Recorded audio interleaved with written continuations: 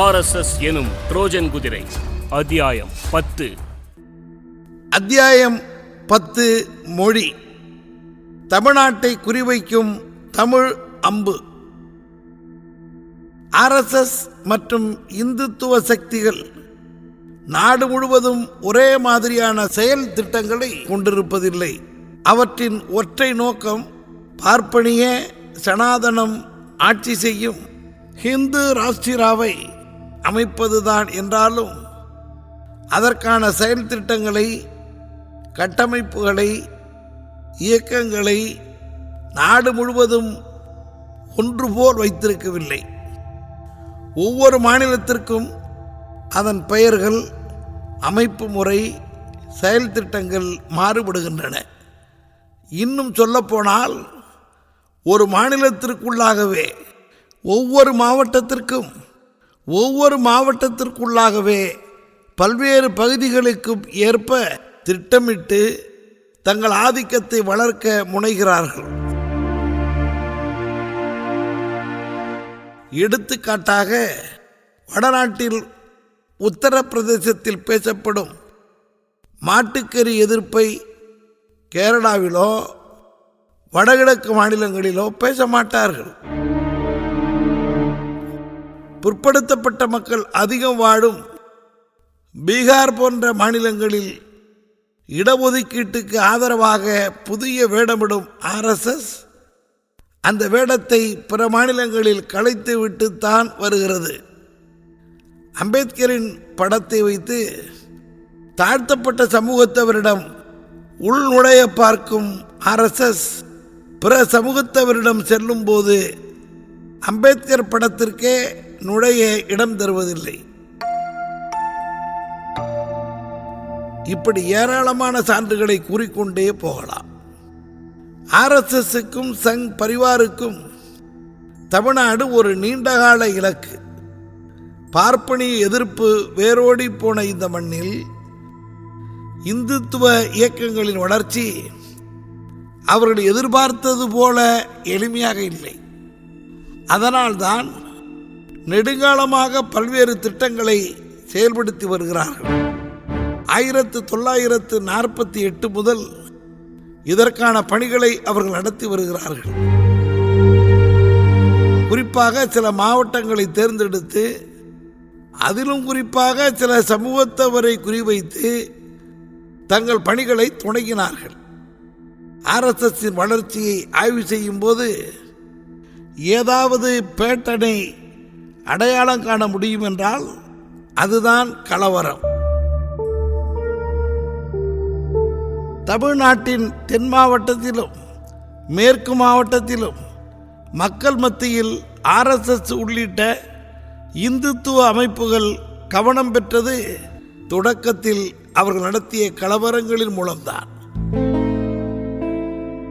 அதே சமயம் தமிழ்நாட்டில் ஊடுருவதற்கு அவர்கள் பல்வேறு திட்டங்களை தீட்டி செயல்படுத்தி வருகிறார்கள். பிள்ளையார் ஊர்வலம், விவேகானந்தா கேந்திரா மத்திய அரசில் இடம்பெற்றிருந்ததை வைத்து 1996 பல்வேறு அரசு திட்டங்கள், அரசியல் வடிவங்களில் பாஜகவை வெறும் கட்சியாக அறிமுகப்படுத்தி உள்ளே நுழைந்தது போன்றவை ஓரளவு வெளிப்படையாக தெரிந்தாலும் அதையும் தாண்டி பல இடங்களில் RSS புகுந்திருக்கிறது. கவனம் பெறாத கிராமங்களில் சாகாக்களை அறிமுகப்படுத்துவது, உடற்பயிற்சி, சிலம்பம், தேசபக்தி என்பனவற்றின் மூலம் இந்துத்துவ கருத்துக்களை திணிப்பது போன்ற வழக்கமான முறைகள் பெரிய வெற்றிகளை தராவிட்டாலும் அவற்றை தொடரவே செய்கிறார்கள். ஆனால் தமிழ்நாட்டின் தனித்துவமான சமூக அரசியல் சூழலில் தங்களை பொருத்திக் கொள்வதற்காக தங்களுக்குள்ளேயே நெடுங்கால போராட்டத்தினை அவர்கள் நடத்தியிருக்கிறார்கள். தங்களின் இயல்பான அடையாளத்தோடும் பெருமிதமிக்க ஜாதி திமிரோடும் தமிழ்நாட்டில் அவர்களால் இயக்கம் கட்ட முடியவில்லை. வேதத்தின் சிறப்பு, படபுல இந்துத்துவ தலைவர்களின் பெருமைகள், நேரடியான மதவெறி போன்றவற்றை வடநாட்டைப் போல மிக எளிமையாக தமிழ்நாட்டில் உடைக்க முடியவில்லை என்பது அரை நூற்றாண்டுக்கும் மேலாக அவர்களுக்கு பெரும் அயற்சியையும் எரிச்சலையும் தந்திருக்கிறது. எனவே மிக தாமதமாகவே அவர்கள் தங்கள் அடையாளத்தையும் அணுகுமுறையையும் மாற்றிக்கொள்ள தொடங்கியிருக்கிறார்கள். அதாவது புது வேடம் பூண தயாராகி இருக்கிறார்கள். தங்களின் வழக்கமான மத அடையாளத்தோடு இங்கு வேறின்றியுள்ள கலாச்சாரங்களுக்குள்ளும் தங்களை பொருத்தி கொள்ளும் தந்திரத்தை கையில் எடுத்திருக்கிறார்கள். இது குறித்து டைம்ஸ் ஆஃப் இந்தியா ஏடு கடந்த 2020 டிசம்பர் 23 அன்று வெளியிட்டுள்ள கட்டுரை ஒன்று சில செய்திகளை நமக்கு தருகிறது. வட இந்திய அமைப்பு என்று தம் மீது வைக்கப்படும் விமர்சனத்தை குறைத்திட RSS தமிழ் அடையாளத்தை கையில் எடுத்துள்ளது. அதன் மூலம் விரைவான வளர்ச்சி அடைய திட்டமிடுகிறது. அதன் ஒரு பகுதியாக தமிழ்நாட்டுக்கென தமிழ் அடையாளத்தோடு அண்மையில் தெய்வீக தமிழ்ச்சங்கம் என்ற அமைப்பை அமைத்துள்ளது. இந்த அமைப்பு பல இடங்களில் துண்டறிக்கை வெளியிட்டு வருகிறது. இதுவரை தாங்கள் தமிழின் சிறப்பு இயல்புகள் குறித்தும் மதமாற்ற ஆபத்துகள் குறித்தும் லவ் ஜிகாத் குறித்தும் இந்து மக்கள் தொகை குறைந்து வருவது குறித்தும் துண்டறிக்கைகள் விநியோகித்துள்ளோம்.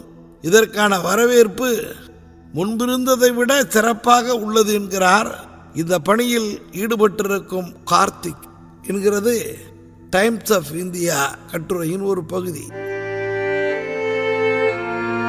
எப்படியாவது தமிழ்நாட்டை கொஞ்சமாவது காவிமயமாக்கி RSS பாஜகவை வைத்து கலாச்சார அரசியல் ரீதியாக ஊடுருவி திராவிட இயக்கங்களை அழித்து திராவிட சித்தாந்தங்களை அழித்து ஆரியமயமாக்கி தமிழ்நாட்டின் தனித்தன்மையை மாற்றிவிட கடுமையான முயற்சிகளில் இப்போது தீவிரமாக மத்தியில் உள்ள ஆட்சி அதிகார செல்வாக்கு என்ற ஆயுதத்தை கொண்டு இங்குள்ள ஊழல் நிறைந்த மடியில் கனமுள்ள ஒரு மாநில அதிமுக ஆட்சியை பயன்படுத்தி உண்மையான திராவிடர் இயக்கத்தை ஆட்சிக்கு வர முடியாமல் செய்யும் வியூகத்தை இந்த தேர்தல் களத்தில் அமைத்திட தங்களிடம் உள்ள சர்வபலத்தையும் முழு வீச்சில் இறக்கிவிட்டனர். காலங்காலமாக தொடரும் ஆரிய திராவிட பரம்பரை தத்துவ போரின் புதிய அரசியல் வடிவம்தான் தற்போது காணப்படும் அரசியல் நிகழ்வுகள். தமிழ்நாடு பெரியார் மண், திராவிட மண், சமூக நீதி மண் என்பதை எப்படியாவது மாற்றிவிட பல்வேறு உத்திகளையும் வித்தைகளையும் கைமுதலாக கொண்டு RSS பாஜக என்ற ஆரியத்தின் அரசியல் வடிவம் இறங்கியுள்ளது. வீரத்தால் வெல்ல முடியாத போது அஞ்சகத்தையே ஒப்பனை மூலம் அரங்கேற்றி சூது சூழ்ச்சி மூலம் விஷ உருண்டைக்கு தேன் தடவி கொடுப்பது அவர்களின் வாடிக்கை. தமிழ்நாட்டு மக்களுக்கு வாக்காளர்களுக்கு வலைவீசிட இப்போது ஒரு புதிய முறை ஒன்றை வடக்கே இருந்து வந்த தமிழ்நாட்டை பிடிக்க என்னும் RSS பாஜக தலைவர்கள் கையாளத் தொடங்கியுள்ளனர். பிரதமர் மோடி, உள்துறை அமைச்சர் அமித்ஷா, பாஜக தலைவர் நட்டா, பாதுகாப்புத்துறை அமைச்சர் ராஜ்நாத் சிங், பாஜக நாடாளுமன்ற உறுப்பினர் தருண் விஜய் போன்ற பலரும் தமிழ்மொழி, திருக்குறள், தமிழ் இலக்கியத்தின் பாடல்கள், தமிழ் கலாச்சாரத்தின் பழமை பெருமை பற்றி பேசி, ஐயோ எங்களால் இந்த அழகிய தமிழ் மொழியை படிக்க முடியவில்லையே என்று கூறி வானவில் போல் பல வண்ண வான வேடிக்கைகளை விட்டு செல்கின்றனர். இவர்களுக்கு இப்போது திடீர் தமிழ் காதல் பீரிட்டு கிளம்ப வேண்டியதன் அவசியம் என்ன? உரைகளை தயாரித்து இவர்களுக்கு தரும் தமிழ்நாட்டு தம்பிரான்களுக்கு இதை ஒரு தேர்தல் வியாபார பண்டமாக மாற்றிட யார் யோசனை சொல்லி இருக்கிறார்கள் என்ற பூனைக்குட்டி இப்போது வெளியே வந்துவிட்டது. RSS சில விபீடனர்களை தயாரித்துள்ளதோடு சில ஜாதி தலைவர்களுக்கு தூண்டில் போட்டு இழுத்து வைத்தும் உள்ளது. தென்னிந்தியாவுக்கு உள்ள அமைப்பாளர் ஒருவர் கொடுத்துள்ள அறிக்கையின்படி தமிழர்களை தமிழ்நாட்டவரை வளைக்க தமிழ் அடையாளத்தை ஐடென்டிட்டி பயன்படுத்த வேண்டும் என்பதே RSS திட்டமாம். அதன் விளைவுதான் இப்போது வடபுலத்தில் இருந்து வரும் காவி தலைவர்களின் தமிழ் பெருமை பஜனை என்ற பாசாங்குத்தனம். இது ஒரு தேர்தல் யுத்தி. இதை புரியாத அளவுக்கு தெளிவற்றவர்கள் அல்லர் திராவிட தமிழ் மக்கள், குறிப்பாக வாக்காளர்கள். 1. உண்மையில் தமிழ் மீது பற்றோ பாசமோ அக்கறையோ இருந்தால் மத்திய அரசினர் செம்மொழி தமிழாய்வு நிறுவனத்தை அலட்சியப்படுத்தியிருப்பார்களா? முத்தமிழ் அறிஞர் கலைஞர் முயற்சியால் காங்கிரஸ் திமுக இடம்பெற்றிருந்த ஐக்கிய முற்போக்கு கூட்டணி UPA அரசினால் தமிழுக்கு செம்மொழி தகுதி அளிக்கப்பட்டு பிரகடனப்படுத்தப்பட்டது. அதனாலேயே சமஸ்கிருத மொழியும் செம்மொழி ஆணை பெற்றது. அதனை கடந்த 7 ஆண்டு கால பாஜக RSS ஆட்சி எவ்வளவு சிதைத்து சின்னாபின்னமாக்கி அந்த மாபெரும் ஆய்வு நிறுவனத்தின் தனி அடையாளத்தை நீர்த்து போக வைத்து ஏதோ தினக்கூலி நிறுவனம் போல செய்துவிட்டு இப்படி தமிழ் பெருமை போற்றி போற்றி அகவல் பாடுவது யாரை ஏமாற்ற? 2. தமிழ்நாட்டு நாடாளுமன்ற உறுப்பினர்களுக்கு மத்திய கலாச்சாரத்துறை அமைச்சகம் இன்னமும் ஹிந்தியில் கடிதம் அனுப்புவதும் அதை சுயமரியாதை உள்ள அந்த உறுப்பினர்கள் திருப்பி அனுப்புவதும் தொடர்கதையாக தொடர்கிறதா இல்லையா? அப்புறம் ஏன் இந்த தமிழ் பெருமை மாய்மாலம்? 3. ஒன்றிய அரசு ஒத்திசைவு பட்டியலில் கன்கரண்ட் லிஸ்ட் கல்வி இருக்கும் வாய்ப்பை பயன்படுத்தி தமிழ்நாட்டில் உள்ள கேந்திரிய வித்யாலயா பள்ளிகளில் தமிழ் கற்றுக் கொடுக்க படிக்க வாய்ப்பு ஏற்படுத்த தமிழ்நாட்டு பிள்ளைகளுக்கு மறுத்துக்கொண்டே தமிழ் புராதன மொழி என்று பசப்புரை செய்து ஆடு நனைகிறதே என்று ஓநாய்கள் அழுவதுமான காட்சி அரங்கேற்றமெல்லாம் ஏமாற்று வித்தைகள் அல்லாது வேறு என்ன? 4. உள்ளபடியே தமிழ் மொழி மீது இவர்களுக்கு உண்மையான அக்கறையும் ஆர்வமும் இருக்குமேயானால் உலக பொது நூலாம் திருக்குறளை தேசிய நூலாக பிரகடனப்படுத்தலாமே, செய்ய முன்வருவார்களா?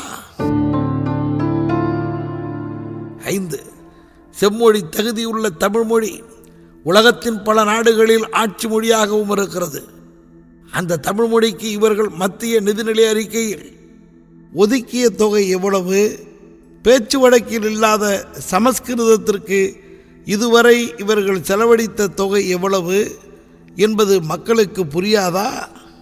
RSS சங் பரிவாரின் இத்தகைய முயற்சிகள் போலித்தனமானவை என்பதற்கு அவர்களின் குருஜி கோல் வால்கர் எழுதிய ஞானகங்கையே சான்றுகளை தருகிறது.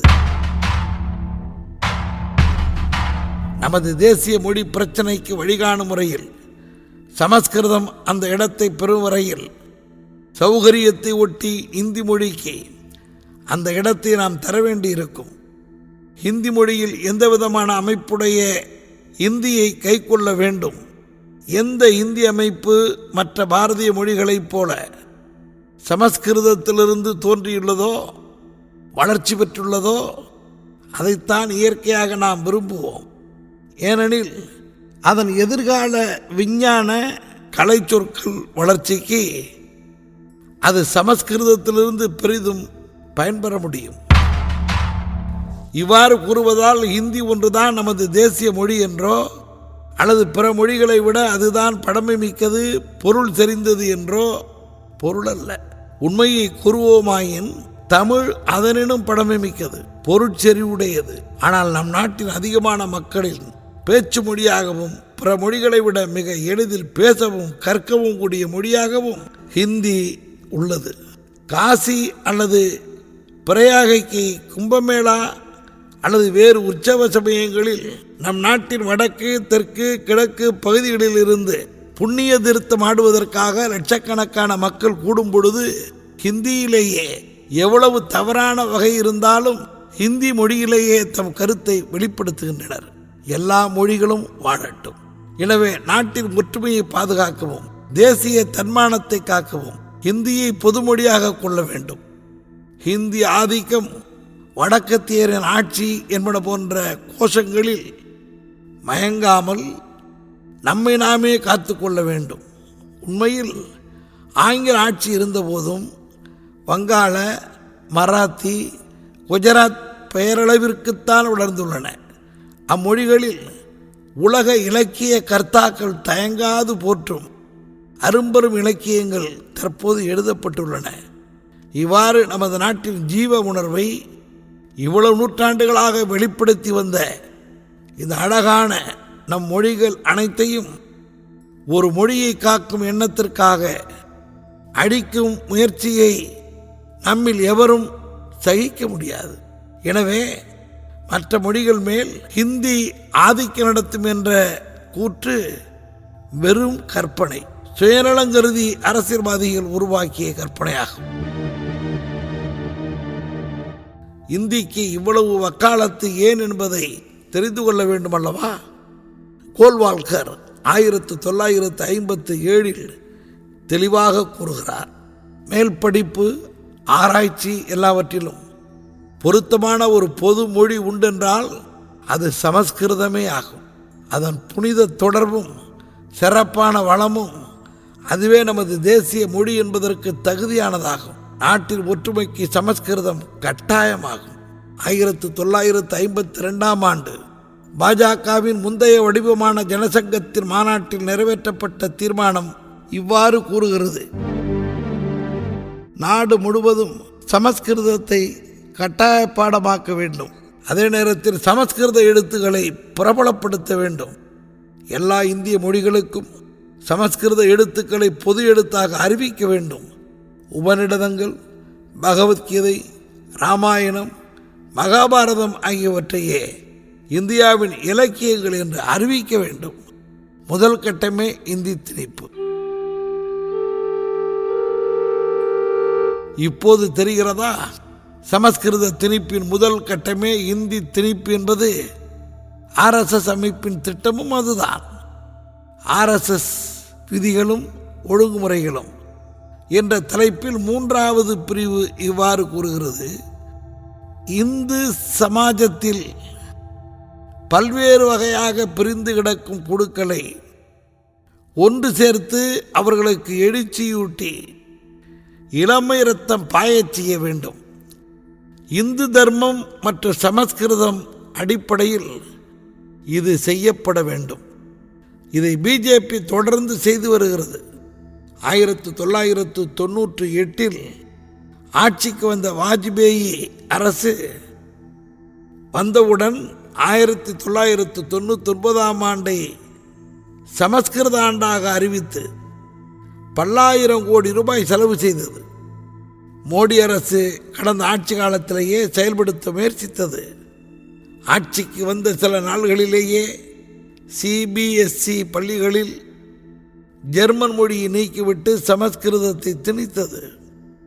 கடந்த முறை மத்திய மனிதவள மேம்பாட்டுத்துறை அமைச்சராக இருந்த ஸ்மிருதி இரானி கல்வி ஆலோசனை குழு கூட்டத்தில் பேசுகையில், நமது பரந்துபட்ட கலாச்சாரத்தை கற்பிக்கும் வகையில் சமஸ்கிருதத்திற்கு முக்கியத்துவம் அளிக்கப்பட வேண்டும்.